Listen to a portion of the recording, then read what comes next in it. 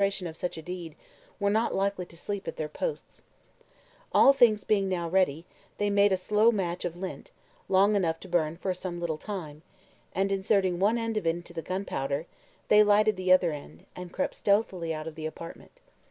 They passed over the wall into the convent gardens, where they rejoined their companions and awaited the result.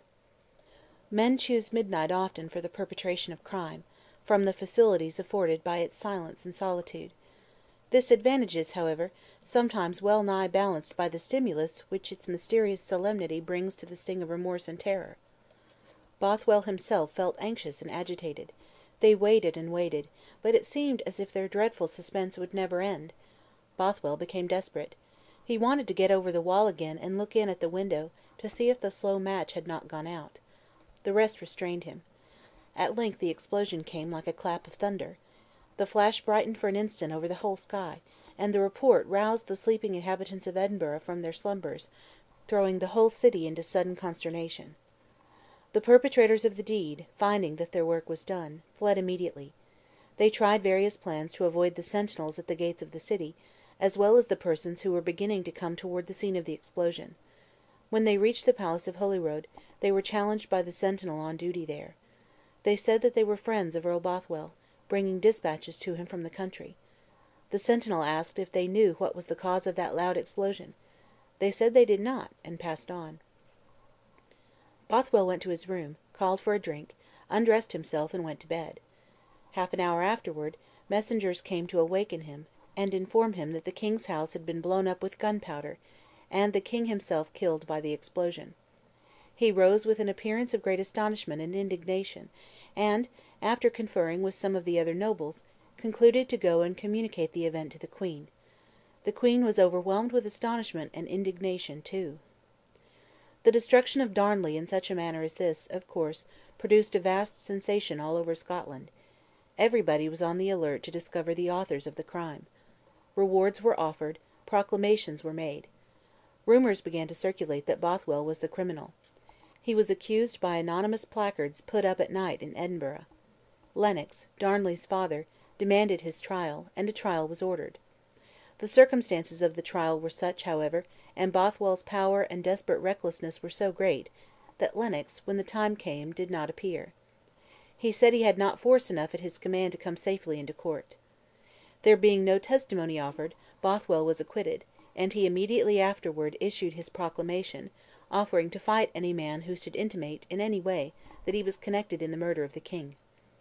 Thus Bothwell established his innocence; at least, no man dared to gainsay it. Darnley was murdered in February. Bothwell was tried and acquitted in April. Immediately afterward he took measures for privately making known to the leading nobles that it was his design to marry the queen, and for securing their concurrence in the plan.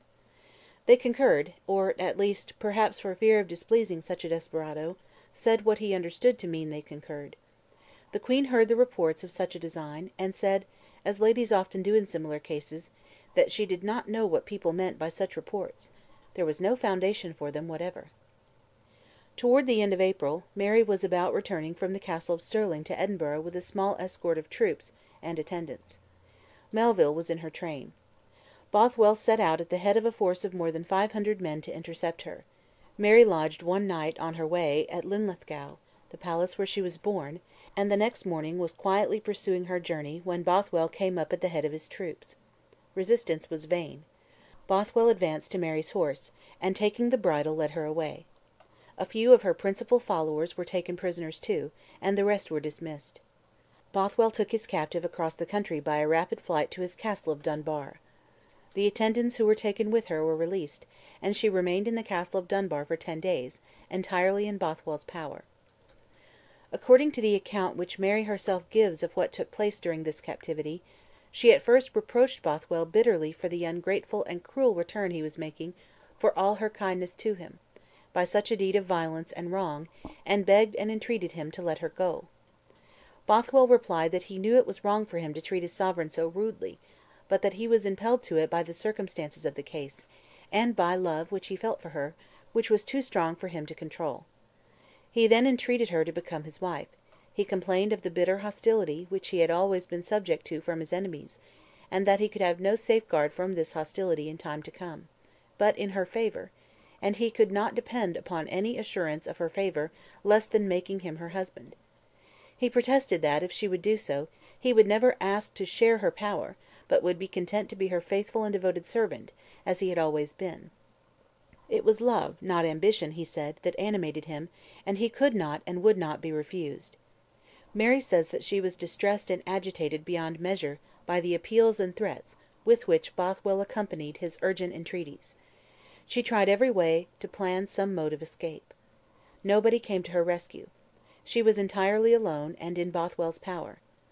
Bothwell assured her that the leading nobles of her court were in favour of the marriage, and showed her a written agreement signed by them to this effect.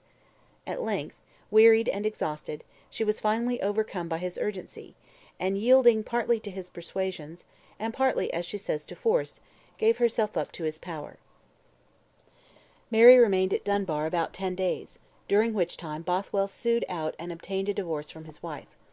His wife, feeling, perhaps, resentment more than grief, sued at the same time for a divorce from him. Bothwell then sallied forth from his fastness at Dunbar, and taking Mary with him, went to Edinburgh, and took up his abode in the castle there, as that fortress was then under his power. Mary soon after appeared in public and stated that she was now entirely free, and that, although Bothwell had done wrong in carrying her away by violence, still he had treated her since in so respectful a manner that she had pardoned him and had received him into favour again. A short time after this they were married. The ceremony was performed in a very private and unostentatious manner, and took place in May, about 3 months after the murder of Darnley. By some persons Mary's account of the transaction at Dunbar is believed. Others think that the whole affair was all a preconcerted plan, and that the appearance of resistance on her part was only for show, to justify in some degree, in the eyes of the world, so imprudent and inexcusable a marriage. A great many volumes have been written on the question without making any progress toward a settlement of it. It is one of those cases where, the evidence being complicated, conflicting, and incomplete, the mind is swayed by the feelings, and the readers of the story decide more or less favourably for the unhappy queen, according to the warmth of the interest awakened in their hearts by beauty and misfortune. Chapter 8